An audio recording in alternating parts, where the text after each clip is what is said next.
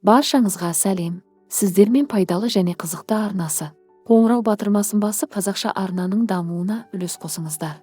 Бетті ағарту терінің түсін біркелкетіп, пигменттік дақтардан арылуға және сепкілдерге ашық рең беріп, шаршаудан, стресстен, тітіркенуден және аллергиядан пайда болатын дақтарды кетіруге көмектеседі.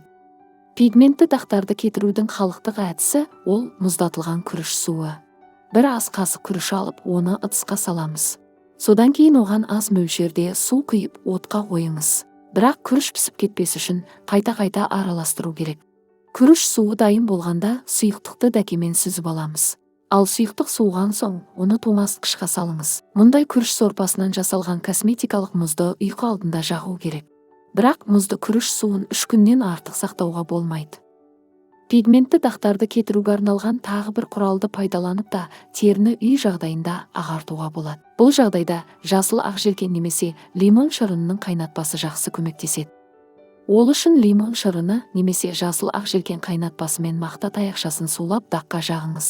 Бірақ мұндай құралды пайдалануда өте сақ болыңыз. Себебі теріңіз қатты кеуіп кетуі мүмкін. Сырт келбетке күтім көрсете отырып, ылғалдандыратын және нәрлендіретін крем пайдалануды ұмытпау керек.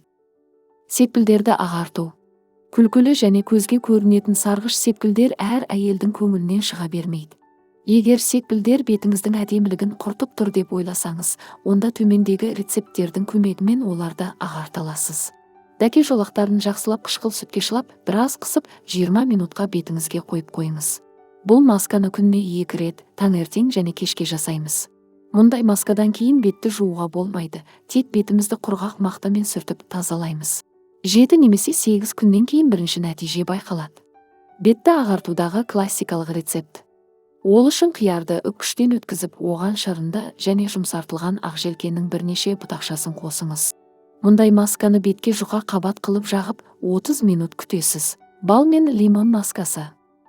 2 ас қасық қант қосылмаған балды сығылған лимон шырынымен араластырамыз. Сосын бұл қоспаға дәке майлығын малып бетіңізге қойыңыз. Масканы 15-20 минут ұстау керек. Оны 3 рет, әр 5 немесе 7 минут сайын қоямыз, және мұндай масканы аптасына 2-3 рет қолданылу керек.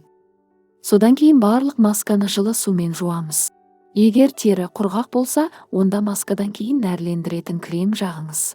Айта кететін жайт, жоғарыда көрсетілген маскаларды қолдану арқылы сепкілдерді ағартып, дақтардан арылып, терініңізді күтілген және әдемі ете аласыз. Тек өз уақытыңыздың бір бөлігін сыртқы келбетіңізге де бөлуді ұмытпаңыз.